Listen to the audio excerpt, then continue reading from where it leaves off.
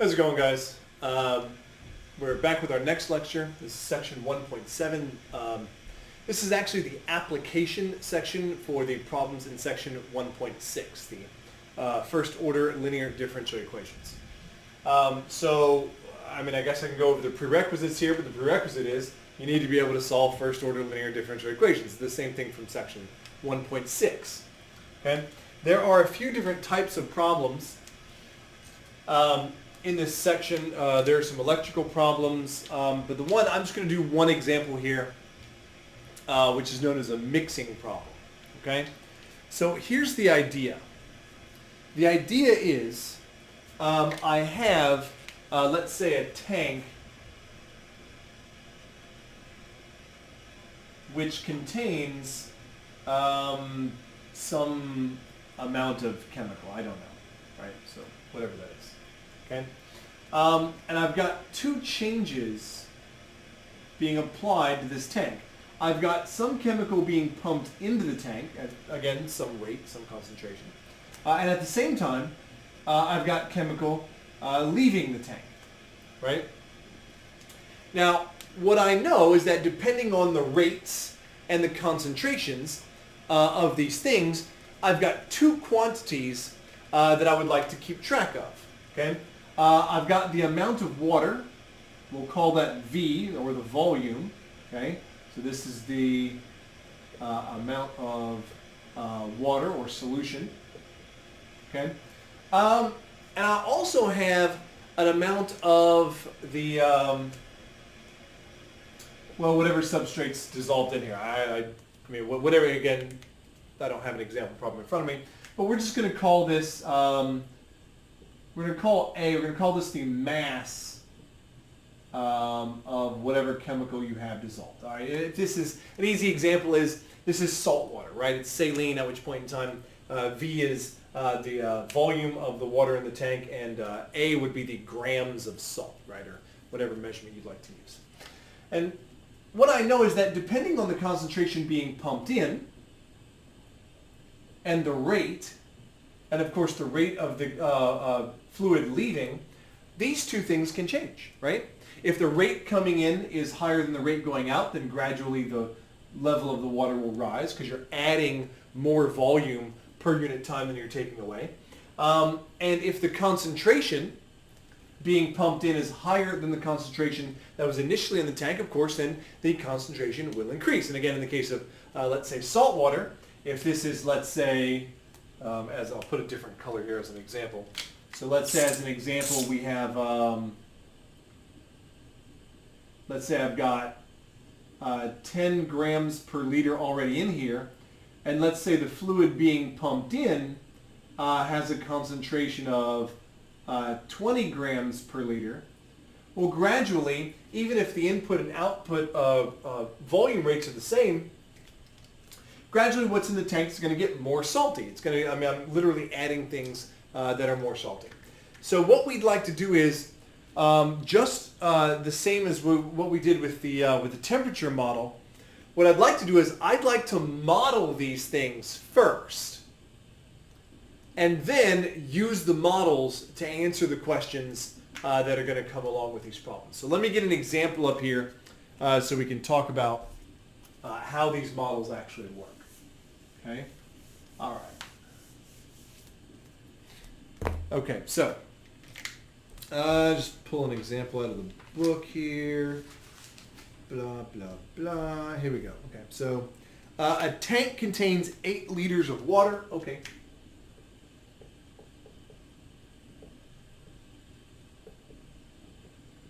All right, so a tank contains 8 liters of water, in which is dissolved 32 grams of chemical. So in which is dissolved 32 grams of some chemical. Don't know what it is. Doesn't matter. Okay. A solution containing 2 grams per liter of the chemical flows into the tank. Okay. So a solution 2 grams per liter flows into the tank at, so they got to give me the rate, 4 liters per minute.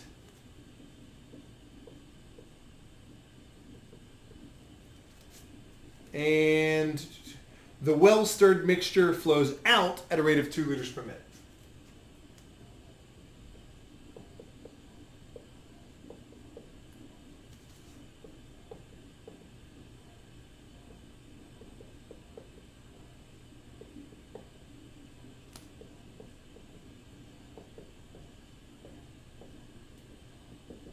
Okay, and they've got some questions associated with this. We're going to focus on the questions a lot later, right? We're going to make our models first and then talk about the questions.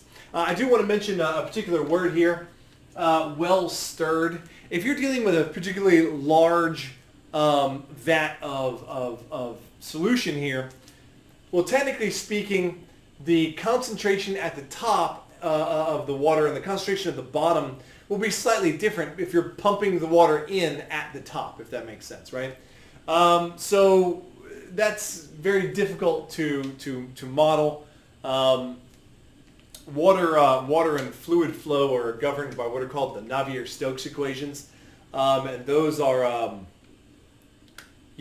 those are an interesting thing to work with. Okay, they're far beyond the complexity level of this course, so we're not going to touch those. Okay, but for our purposes, we're going to assume that the solution in the tank is a nice homogeneous one at all points in time. So that's just what they're talking about when they say well stirred. Okay, so let me draw this particular situation. So let's see. I always like to have a diagram go along with my pictures here. Okay, I got my tank. I've got some stuff. Okay, so I've got some water. Let's see. I got some stuff flowing in. Okay, it had something in it initially. Okay, and I've got some flowing out. And let's see what I have for actual values here. Okay, so the solution coming in, I have a concentration and I have a volume. So let me write those down. So this is coming in at 2 grams per liter at 4 liters per minute. The outtake is 2 liters per minute. So I can already tell you something about this particular tank. It is filling up. Every minute I put in 4 liters, I take out 2 liters. That means that every minute I gain 2 liters of volume in here. Fine. And I'm given some initial values for what's inside. I'm given 8 liters and 32 grams was initially in my tank. Okay, so let's see if I can't model these. Now what I'm going to do is I'm going to model the change in volume first because that's easier. Okay, and I'm going to abuse some notation here a little bit. I'm going to write that the change in volume over time. Okay, so the change in volume over time. This is going to be the rate at which you put things in minus the rate at which you put things out. Okay? So rate in minus rate out. That kind of makes sense, right? Again, those rates are already in units per minute, right? So this is already something dt. Okay? What was I talking about when I said abusive notation? Technically speaking, this should be del V over del T, but that's not nearly important enough for us to worry about as far as a notational aspect of this model is concerned. So let me go ahead and plug these things in then. The rate in that's given to us, that's pretty easy. Okay, that's 4. And the rate out is given to us as well, right? So what I'm looking at here is the net change is a positive 2 liters per minute. This gives me a differential equation, a fairly easy one. Okay, I can integrate, if V prime is 2, then integrating tells me that V of t is equal to 2t plus V naught, right? Where V naught is my initial volume. I actually know that. That's 8. Okay? And so that actually gives me a model here. Okay? Yeah, volume model is pretty easy. Okay? So I know that for this, the volume at time t is 2 times t plus 8. And that makes perfect sense, right? It makes perfect sense because, again, think about it. If you let it run for 5 minutes and you know you're going to gain 2 liters every minute, well, 5 times 2 is 10. I gained 10 liters. Add that to the 8 I started with. There you go. There's your model. It's a bit heavy-handed to come up with that model, but it's worth it just to have the exercise. Now, there's another quantity in here, however, that I need to track, and that is the amount of chemical. Okay? So I'd like a similar model. I would like a model. I would like a model that says when you plug in a time t, it will give you the amount of chemical in the tank at that time. Okay. Okay. Well, let's talk about the rate at which it changes. So the same should be said here. That what I have, dA dt, and again we're abusing the notation with the d's here, with the differentials here a bit. Okay, dA dt should be the rate the chemical is added minus the rate at which the chemical is removed. Okay, so rate in minus rate out. And I wrote this one out instead of giving them variables because I want to sort of think about this for the moment. The units for the amount of chemical, they're given to me in grams, right? Units for time or minute. So these two values both should be in grams per minute. The problem is I don't have grams per minute, right? None of the things I wrote down are in grams per minute. However, I can take a look at some of the things I was given. So for example, on the way in, I've got 2 grams per liter and 4 liters per minute. Well, if I multiply those two, sure, 2 times 4 gives me 8, but the units multiply as well, right? So if I multiply grams per liter times liters per minute, the liters will cancel, and I'll get grams per minute, okay? So what did I do? What I did was I multiplied the rate in times the concentration coming in. The rate in times the concentration coming in, that will give me grams per minute coming into the system. And so therefore, that's what I'm looking for. That's pretty easy, right? Well, on the other hand, out should be the same thing, right? It should be the rate going out times the concentration going out. But there's a problem with this. I only have 3 of these values.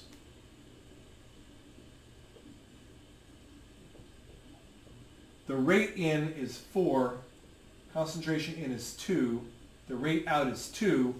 What the hell is the concentration going out? Well, that depends on how long this thing's been running. You see, I can do the initial concentration, right? The initial concentration, take mass divided by volume, 32 divided by 8. Initially, it's 4 grams per liter, but I'm pumping in 2 grams per liter. So I know that as I let this run, the concentration in the tank is going to decrease. It's going to get closer and closer to 2 grams per liter. But that means that my concentration leaving is not a constant, right? It has to be represented by a function. And in point of fact, the sort of obvious way to state it is the concentration leaving is whatever the concentration of the tank is at that given time. Okay? Okay, well maybe we can write something down to that effect. Okay?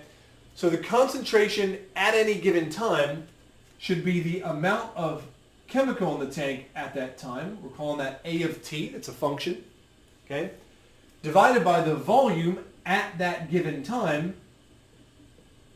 That's V of t. Okay. Well, that's a lot more messy, and now we see why this is a differential equation. I now have A prime, and I also have A. Okay. Now it's not all bad because because we were very fortuitous and forward thinking, we did the volume model first, and look, here's my volume model right there. I can replace that. Okay. So this gives me, I'm going to write A prime instead of dA dt just to cut down on the writing. Okay. So let me go ahead and I'll replace A of t with just A. I'll replace V of t with the actual model. That's 2 times t plus 8. And now this is just a first order linear differential equation. Now I want to caution you very, very quickly on something. You really, really want to simplify this fraction as much as possible. Okay? Remember that whatever function is attached to this variable here, to this function here, that's going to be stuck into the exponent of an exponential function and integrated. Leaving constants here will not make that integral slightly more complicated. It will make it a lot more complicated. Okay, so again, let's try our best to simplify it for him.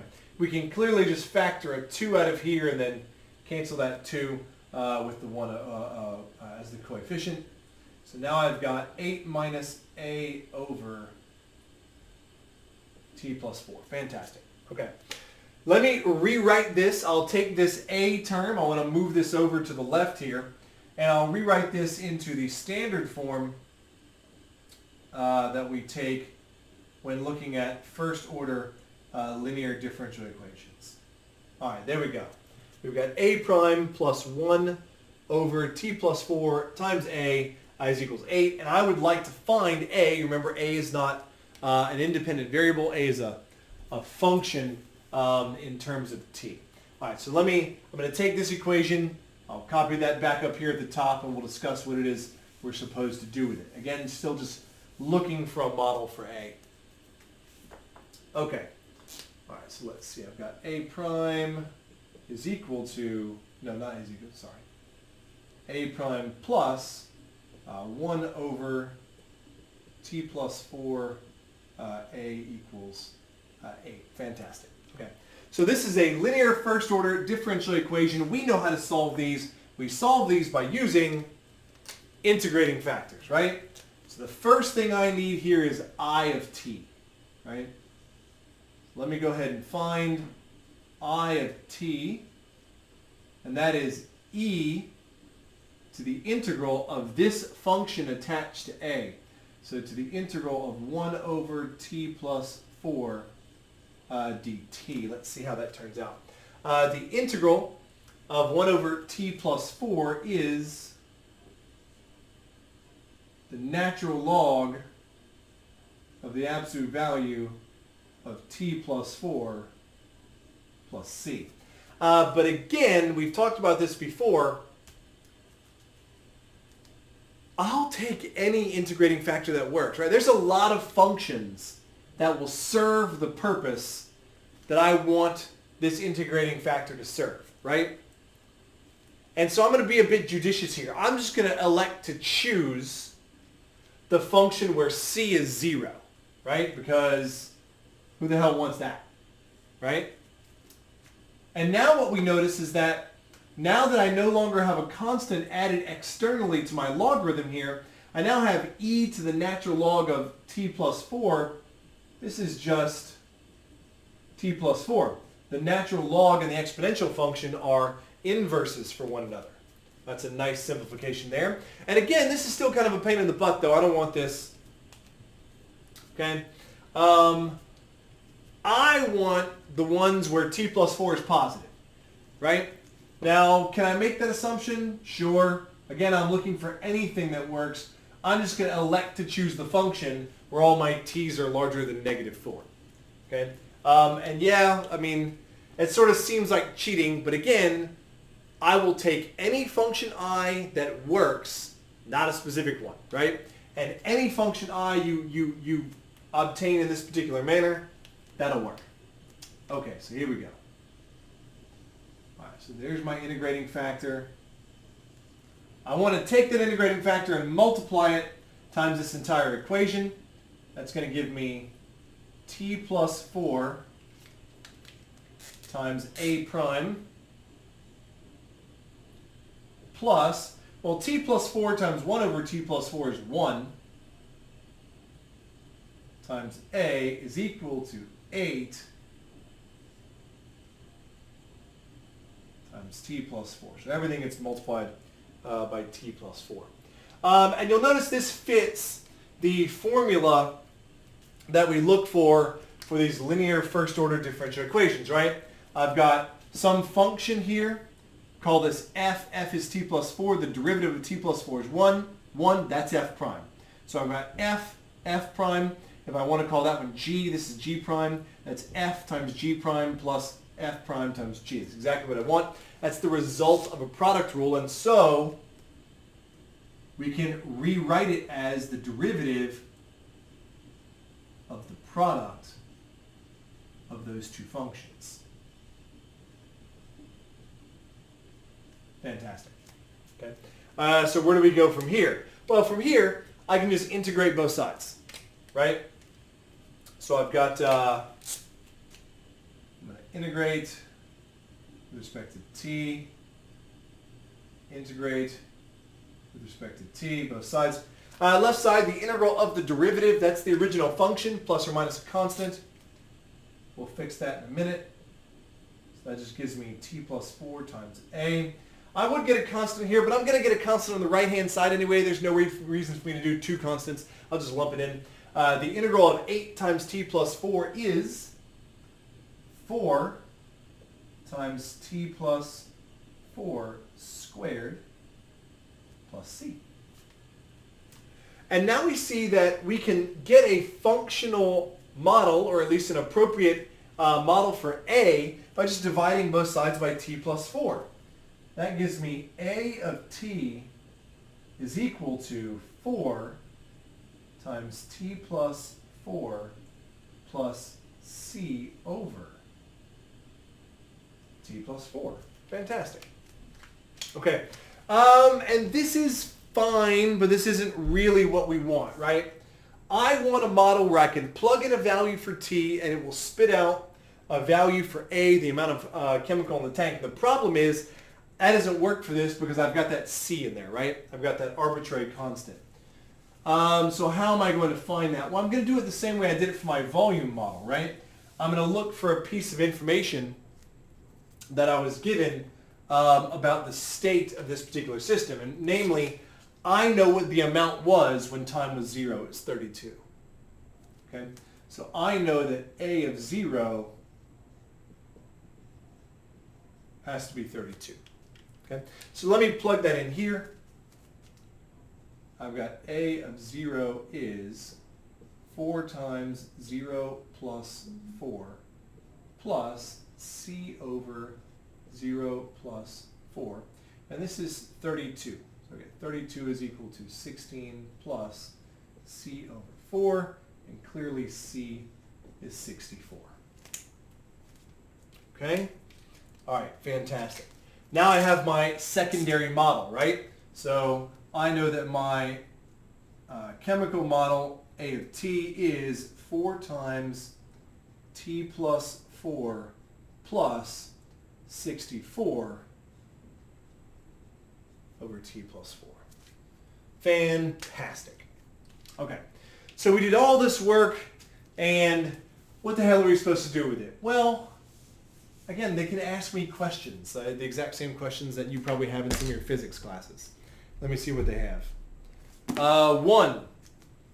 Determine the amount of chemical in the tank after 20 minutes. Okay. Where's my brown mark? There it is. So 1.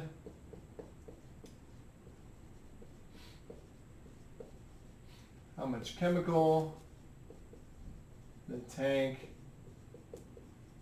after 20 minutes? Well, what does that mean in the context of my model? Well, how much chemical in the tank after 20 minutes? That just is asking me what's A of 20. Plug it in. right? I'm not going to do that, whatever it comes out to. Okay.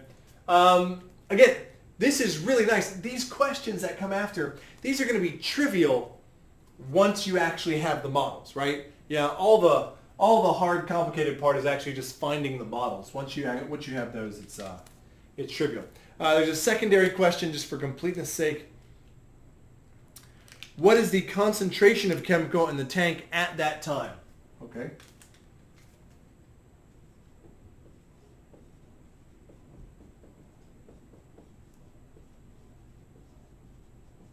What is the concentration?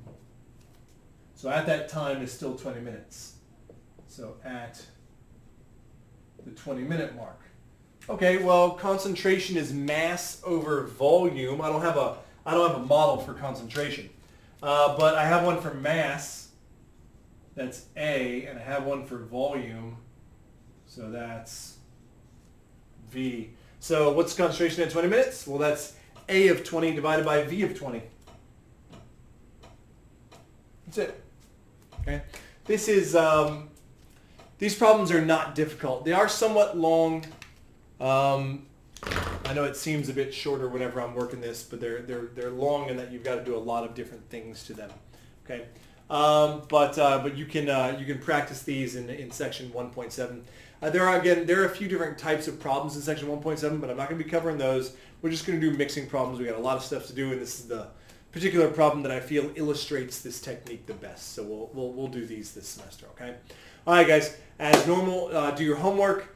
Do some review. I will see you guys at our next Zoom meeting. See you later.